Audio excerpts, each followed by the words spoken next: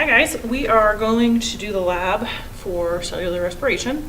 And in this lab we are going to measure the respiration of germinated pea seeds.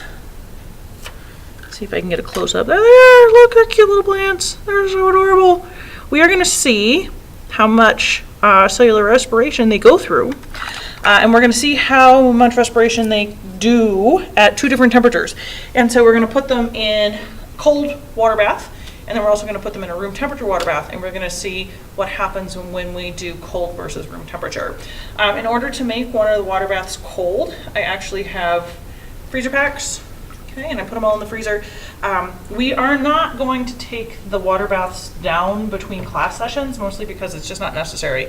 And so I will have the cold water baths kind of set up beginning when I get in. And then you guys will be able to set up your peas and your vials, which you'll see here in just a second, and then just use the water baths that are already established. But there should be a thermometer in each bath when you first arrive to just kind of let you know what the temperature is of each one of them. Room temperature water tends to be, I don't know, about 23 degrees. And then the colder the better. And we'll have to wait and see how cold we're actually able to get it. In this prep, I'm able to get it down to about 15 degrees Celsius. So I'm pretty pleased with 15 degrees. Colder, of course, would be better because it would allow us to see more differences. For this lab, obviously, I'm wearing them. You're going to wear them too, gloves and goggles. We're working with potassium hydroxide, which is like Drano and very caustic. So you don't want to get that on your skin. You want to make sure that you're protecting yourself during this experience. So with that in mind, what you're going to do is use some pretty specialized equipment for this particular lab. And this is not just a vial. It has a washer, a metal thing stuck on the bottom of it. And that's because we're going to submerge this thing in water, and we need it to sink. And we're actually, this is just to weigh it down in the water so it doesn't float. And then we're actually going to add another weight to the top when we're finished. And so if we're going to measure cellular respiration, we're going to measure gas consumed in order to have a value for cellular respiration. The trick is, so the process of cellular respiration consumes oxygen. Obviously, we've discussed that in lecture, but then it also produces carbon dioxide, which is also a gas.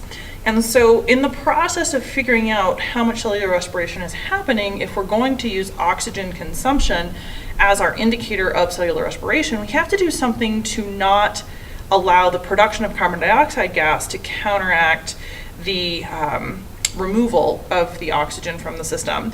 And so the purpose behind our setup today is to make sure that we're able to measure how much oxygen our little peas are consuming, but then at the same time we want to make sure that we're removing the CO2 from the system so that we're not, messing with our data by counting CO2 at the same time. So we have to have a pretty specific setup in order to make this work. And so what you're going to start by doing is getting vials, and each group is going to have 4 vials, and you're going to get your vials, and they're set up mostly the same. The difference is, of course, which water bath you put them in, but then also your control. So obviously we need to have a control. And this setup is one of the more sensitive ones we do all year long, and so we have to be very careful with how we do our setup here. And so what we have are 2 different kinds of cotton. And you can feel the difference between regular cotton, which is actually quite soft, and then we have something called non-absorbent cotton, which is like rayon. It's what's on the inside of your pillows. And it's kind of a stiffer cotton, and I'm going to try to keep them separate. This is the rayon non-absorbent cotton. It's not actually cotton, it's a synthetic fiber. I'm going to try to keep them separate, but if you get confused and you don't know what you're holding, just come to me because I can tell them apart for you. And so I took my glove off because I can feel the difference, but once you get to the KOH, don't take your gloves off. That would be a bad idea. And so the first thing we're going to do is put an absorbent cotton, so a regular old cotton ball, in the bottom of each vial. And the purpose behind that cotton ball is to allow us to put the KOH, the caustic KOH, in here. And what the KOH is going to do is actually going to engage in a chemical reaction with the produced carbon dioxide and form a solid. So there's the cotton ball. So that's going to be regular old cotton. And like I said, you're going to do, in your group, you're going to do 4. So I'm pushing the cotton ball to the bottom of each one of them. And so I would advise that when you're working with your group, one person is responsible for each vial or something like that in order to make it a little bit easier. And now we're ready to move on to the KOH. The KOH, the potassium hydroxide, is in this little vial, this little bottle. And what you need to do is put 1 milliliter in the bottom of each vial, and it will be absorbed by your absorbent cotton. And so that's what we're shooting for. Now, if you look at your micropipette, we're going to use different micropipettes than the ones that are normally in at your lab station. And so you can see this line, let's see, right here, this line right here, and that is 1 milliliter. So I want to put this much KOH in there. If you overdo it, you will kill your seeds and get no data. If you don't put enough in there, then it's not going to react with your carbon dioxide and you're not going to get good data either. So you want to make sure you're getting exactly 1 milliliter and you're putting it in the bottom of each of your vials. So let me show you how to do this. Squeeze the bulb, submerge into the fluid, and then slowly release until you can see the fluid climbing up the stem of my pipette until you get to the 1 milliliter. It's just now there. And then pull it from the fluid and then let it climb up the rest of the way. We know that that's 1 milliliter, okay? And then when you put this in your vial, you don't want to get this on the side. You want to go all the way into the bottom of your vial and then squeeze it all out so that it is absorbed into the cotton. It's very important that it be absorbed. If those germinating pea seeds come in contact with this, it will kill them, and that is not going to make for good data. So then we repeat with our others, again making sure to not get potassium hydroxide on yourself or on your clothes. Okay. And last one. 4. All right. So that's done. You want to be sure as soon as you've gotten the KOH in all 4 that you close this right back up. A spill on this would be a bad thing, but if it happens, tell me straight away. Don't be scared and do not try to clean it up yourself. I will take care of it. Okay, so you set that aside. And now what we need to do is protect the seedlings from the KOH that we just put in the bottom. So now you can't even see it, but there's the cotton ball and then there's KOH on the cotton ball, and that's going to take that CO2 out of the system. And so now, because we really don't want our seedlings coming into contact with this, it would be very bad, what you're going to do is put this non-absorbent cotton over the top of the KOH. And you're going to push it into the vial. You are not going to use the same pipette that you just used for the KOH to shove it down the stem. That would be bad, because then you would just end up getting KOH on what's supposed to be the little safe protective layer for your seedlings.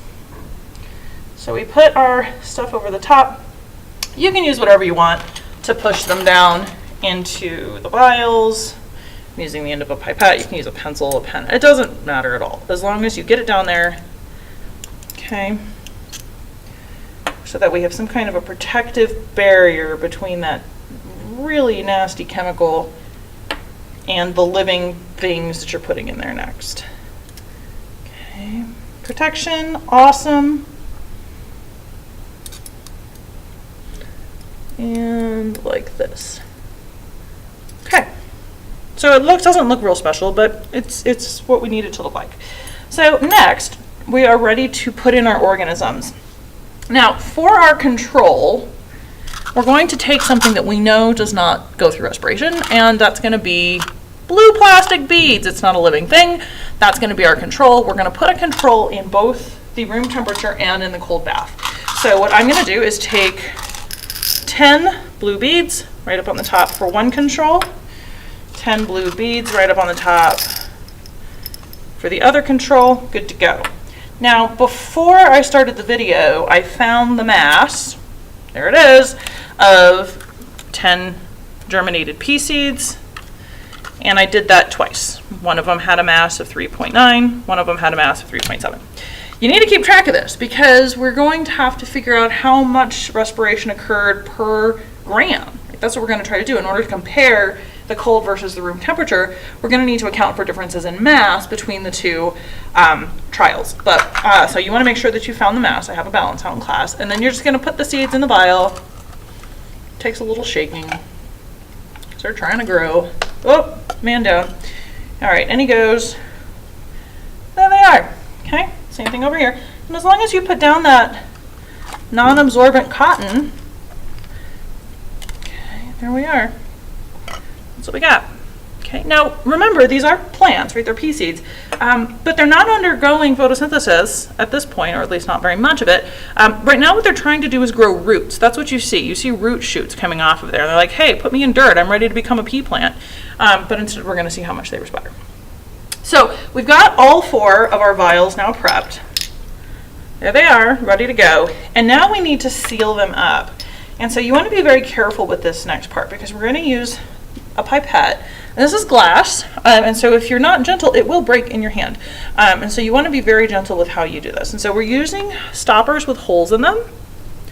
And you put the fat end, see there's a tapered end and then there's a fat end. Put the fat end into the hole of the stopper. It actually goes in pretty easy, okay?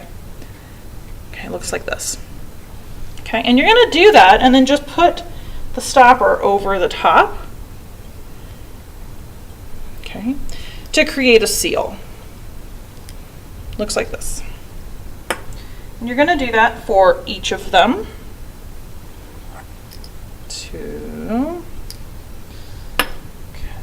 And then the next part is a little tricky, actually. We need, because these bottles are about to get submerged, we need them to be reasonably watertight because we don't want the water to flow into the vials themselves. That would be bad. And so it would make it impossible for us to measure cellular respiration, which is the goal. So we need there to be no air or water to seep in this kind of this joint where the tube goes into our stopper here. And so what we use is petroleum jelly and a Q-tip, actually. And we just take a little bit of petroleum jelly,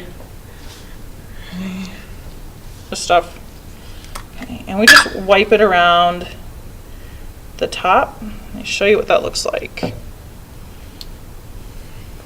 So I've got the whole thing put together, and then I just get it a little bit on my Q-tip and I wipe it around the outside.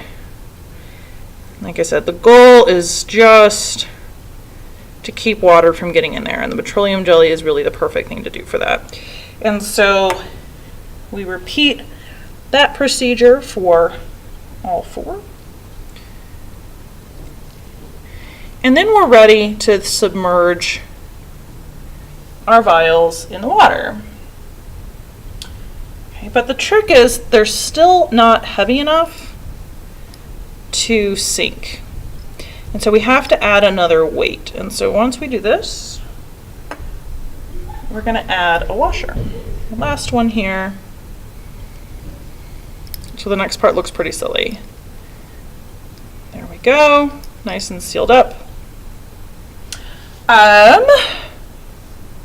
Here it is. Where did I put them? So these are large pieces of hardware, and they slip just right over the top, and they just set. They don't screw into place. They just sit on top. They are just here for weight, and so obviously when you put them into the tub, they're going to lean like this. Now remember, this part is glass, and so you don't want to be too aggressive with this, or you're going to break the top right off.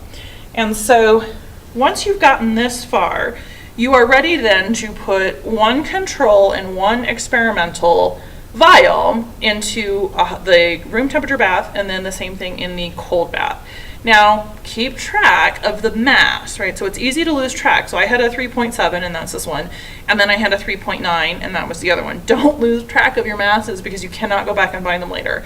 If you lose track of your mass, then there's not much I can do for you for data analysis. So once you get to this point, you're ready to just lay them in the bath. And what you want to do is leave the tip, this tapered tip up top, emerging out of the bath and just leaning against the side of the container. So I'm going to put one, there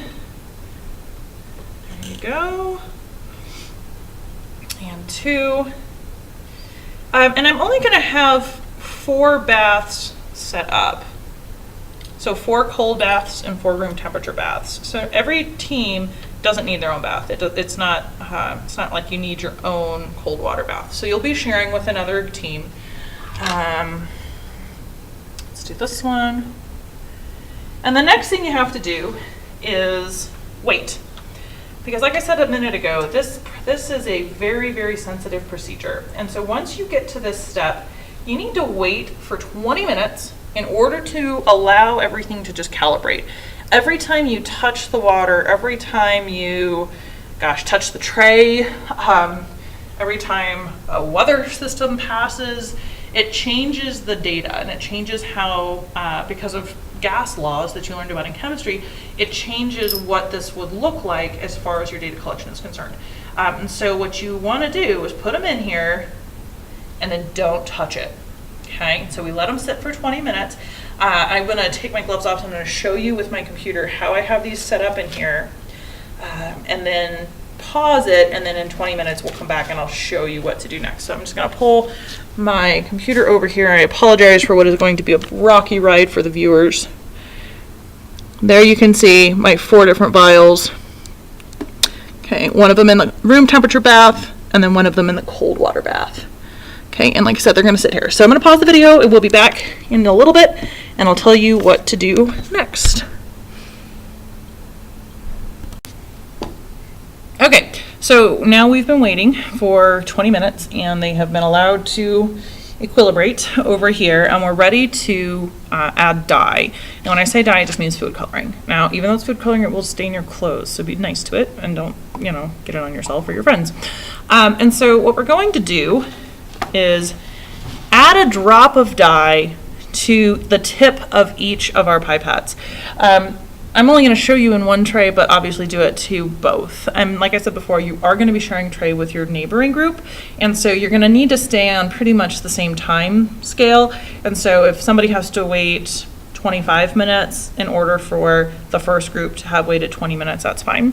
But doesn't matter what color dye you use, but in essence what you need to do is squeeze the dye ever so much so that you get a drop. Let's see if I can get it in the camera. You can have a little bitty drop that's starting to come out of the tip of the bottle, and then you don't actually need to squeeze it all. You just let capillary action will suck the tiny drop into into the tip here. And so I put a piece of paper towel underneath like this, because it's way easier for me to see the colored dye on the white paper towel than it is on the black desk. And so I put that like that. I flip over, and like almost no squeezing at all on the bottle here, and then you just touch it and it sucked right on up. And I know that you can't really see that. I'll try to get my camera closer. That one also, and it works like a charm. If you squeeze, you can make a giant mess. Okay, and you don't want to do that. So I'm going to show you what it did. Okay, I'm going to lift my camera again. I apologize for what will be a rocky ride for the viewership, but you can see that the blue dye is now sucked right on up into the little pipettes, which is perfect. Now we wait again. Now we're going to wait 5 minutes because we were just messing with stuff and we want things to calm down again. But what I want to show you is the details of your pipette. And so you probably will notice this when you start to work with them, but they're not just pieces of glass. They're actually similar to a graduated cylinder, and that they have measurements on the side. Look at that, fancy, right? And so what's gonna happen is right now the dye is up at the tip part, and as we wait 5 minutes, the dye is gonna get sucked down into the area of the pipette that has the graduations in it.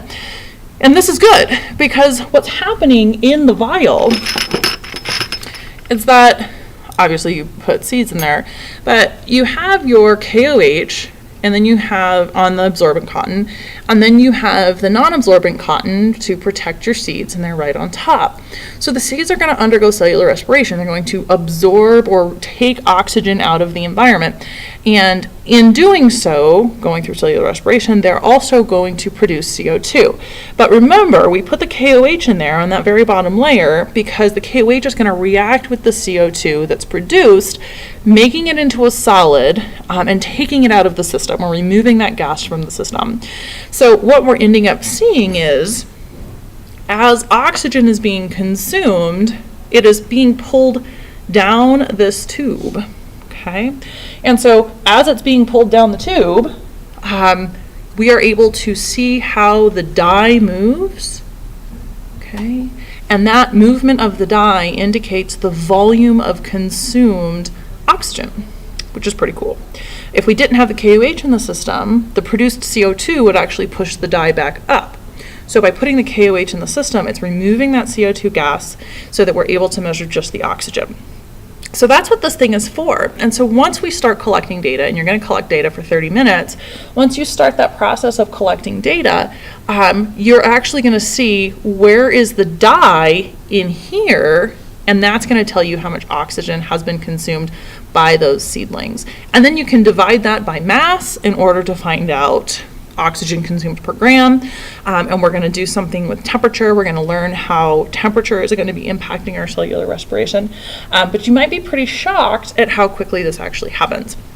So I know we haven't done quite 5 minutes since I put the dye in, but I want you to see just how far the dye has moved even in the 2 or 3 minutes since I put it in. So I'm going to show you with my camera again, rid of that, and you're going to be able to see how far the dye has moved. And you're able to see here, the dye is already to the graduated portions of my pipette, but here it's still up at the top.